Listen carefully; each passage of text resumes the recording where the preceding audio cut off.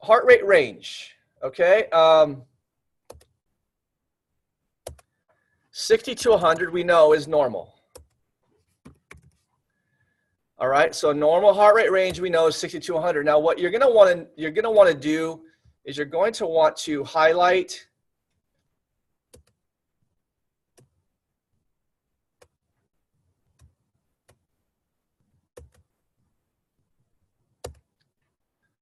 it's not very good highlight, but you're going to want to highlight you know, 60 to 100, because 60 to 100 is something I'm going to ask you on the quiz that's going to come up here probably next week at the end of the unit, is what's a normal range for heart rate, right? You want to be able to know 60 to 100 is normal. So moving on, I'll give you some other things to highlight as well, just as I remember what to tell you with regards to that over the next. Okay, so here we go. This is the definition of normal heart rate. So under resting conditions,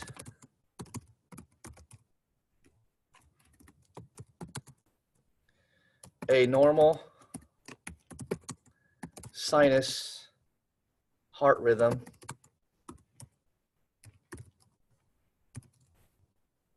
represents, whoops, sorry.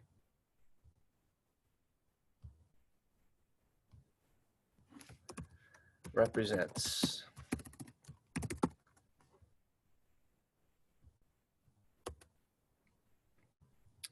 60 to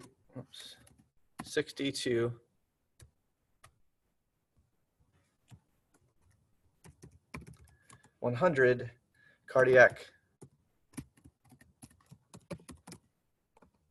cycles per minute. Okay, and so you also, if you don't have the sheet, this is also something where you could write in on a separate sheet of paper just to notes and then copy it over eventually at some point. Okay, so a higher than normal heart rate, which rises above 100, is called tachycardia. Okay, so you're going to want to, again, highlight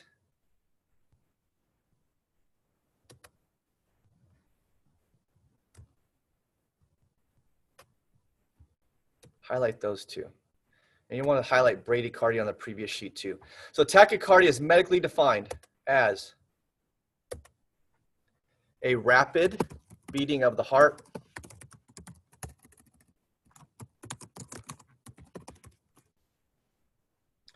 conventionally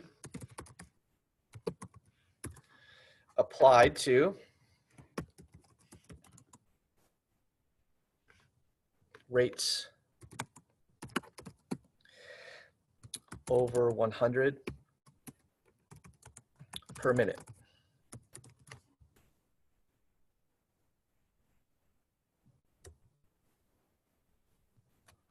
Okay, so over 100 per minute. So you're actually outside the normal range, 60 to 100 now.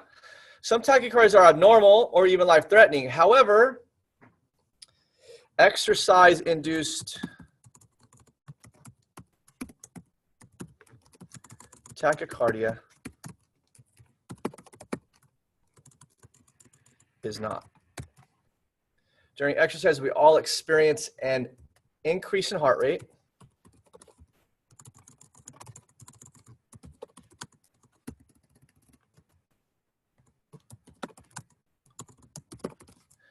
The heart must increase in rate to deliver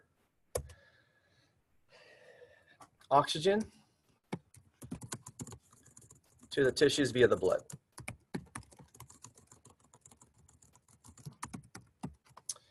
The more intense the exercise, the faster the heart must pump.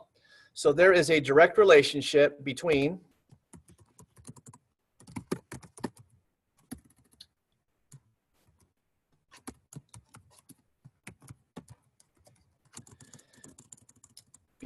the intensity of exercise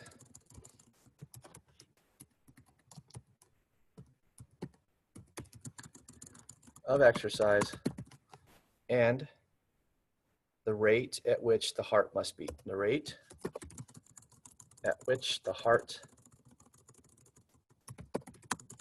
must beat.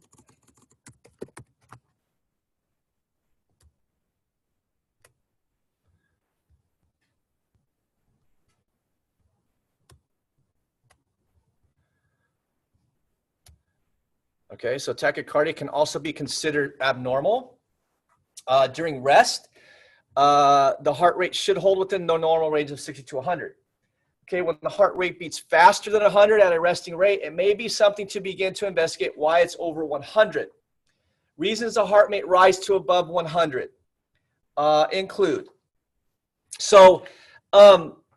there are a lot of different reasons why the heart rate might rise to above 100. Okay, so what I want you to think about before we go over the answers is, what are some things, think about them before because I want to ask you, okay, what do you think? What are some things that can either externally, right, external, or even internal, right? Thinking of things that we might ingest, right? An individual might ingest or inject or whatever it might be. So I want you to think about things external, right, that may cause the heart rate to start rising. Things that may be internal that may start the heart, cause the heart to start beating above 100. So,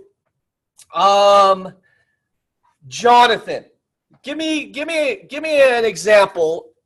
Reasons the heart may rise to above 100, based on what I said, if you can think of something right now.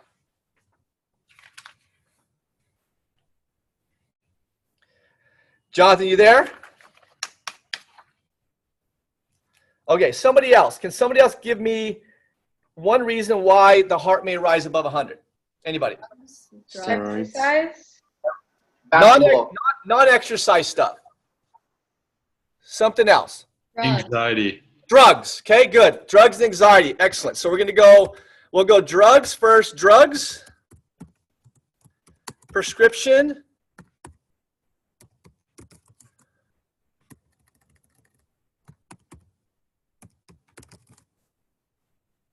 or recreational. Good. Okay, and we also said anxiety. So here's the next one. So anxiety, so stress, anxiety, worry, fear, all go on the same line, right? So anything that would cause anxiety could definitely increase the heart rate to rise above 100 resting. Now, if I have a resting pulse of 60, stress may not raise my heart rate above 100. It might raise it to 80. So if I take my pulse, and I know I'm normally at 58. Over the summer I was really calm, right? My pulse I think it was like 48, right? When I was like laying down before bed. So and so if I have stress anxiety, my normal is not going to get to above 100. It might get to like 80, and I'll be like, man, something's going on. Like my resting pulse is at 80. I must be worried, or maybe I'm stressed out about something. But if you're at like 80 or 90 resting, then it could definitely raise it to above 100.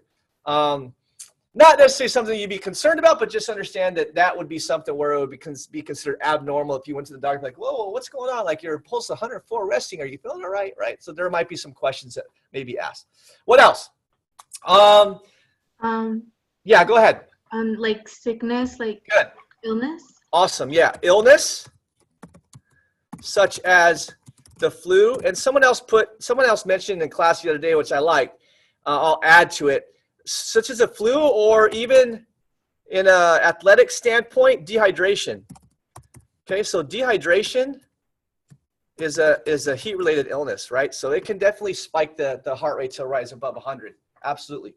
So illness such as the flu, we'll say illnesses such as the flu or dehydration, and other illnesses can too, not just have to be the flu, but illnesses as well, just in general. What about anybody else have an idea? What about morning time? You're sleepy, right? You got to go to Starbucks. What do you think? Caffeine. Yeah, right. Caffeine, okay, is a stimulant, right? So it can definitely spike the heart rate to rise above 100. Maybe if you don't drink caffeine every day, but at least one day. Say you drink it one day, definitely can increase the heart rate. Now again, I'm at 60 beats resting. I take caffeine, I might be at 80, right? So it's not going to spike me up to 100. And then the last one is like an abnormal heart condition. Okay. Something that's faulty, something going on with the heart, causing the heart rate to rise.